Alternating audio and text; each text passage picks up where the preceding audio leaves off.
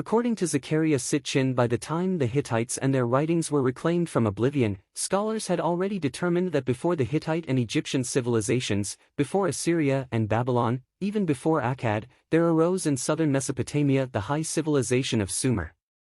All the others were offshoots of that first known civilization. And it is by now established beyond doubt that it was in Sumer that the tales of gods and men were first recorded. It was there that numerous texts, more numerous than can be imagined, more detailed than could be expected, were first inscribed. It was there that the written records of history and prehistory on our planet Earth had originated. Sitchin called them the Earth Chronicles. The discovery and understanding of the ancient civilizations has been a process of continuous astonishment, of incredible realizations. The monuments of antiquity, pyramids, ziggurats, vast platforms, columned ruins, carved stones, would have remained enigmas, mute evidence to bygone events, were it not for the written word. Were it not for that, the ancient monuments would have remained puzzles, their age uncertain, their creators obscure, their purpose unclear. We owe what we know to the ancient scribes, a prolific and meticulous lot, who used monuments, artifacts, foundation stones, bricks, utensils, weapons of any conceivable material, as inviting slates on which to write down names and record events. Above all there were the clay tablets, flattened pieces of wet clay, some small enough to be held in the palm of the hand, on which the scribe deftly embossed with a stylus the symbols that formed syllables, words, and sentences. Then the tablet would be left to dry, or be kiln-dried, and a permanent record had been created, a record that has survived millennia of natural erosion and human destructiveness. In place after place, in centers of commerce or of administration, in temples and palaces, in all parts of the ancient Near East, there were both state and private archives full of such tablets, and there were also actual libraries where the tablets, tens of thousands of them, were neatly arranged by subject, their contents entitled, their scribe named, their sequel numbered. Invariably, whenever they dealt with history or science or the gods, they were identified as copies of earlier tablets, tablets in the olden language.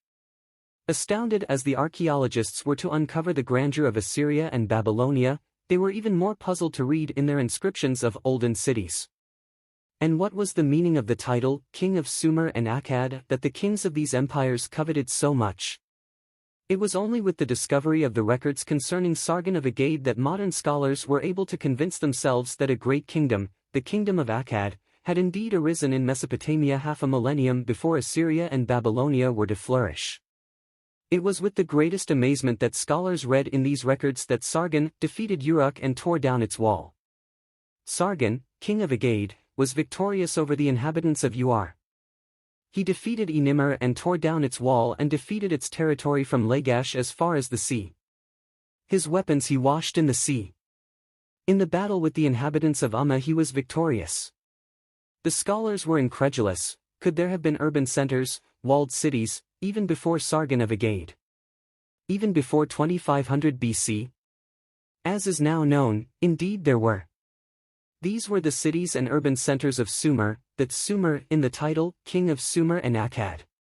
It was, as a century of archaeological discoveries and scholarly research has established, the land where civilization began nearly 6,000 years ago, where suddenly and inexplicably, as though out of nowhere, there appeared a written language and literature, kings and priests, schools and temples, doctors and astronomers, high-rise buildings, canals, docks, and ships, an intensive agriculture, an advanced metallurgy, a textile industry, trade and commerce, laws and concepts of justice and morality, cosmological theories, and tales and records of history and prehistory.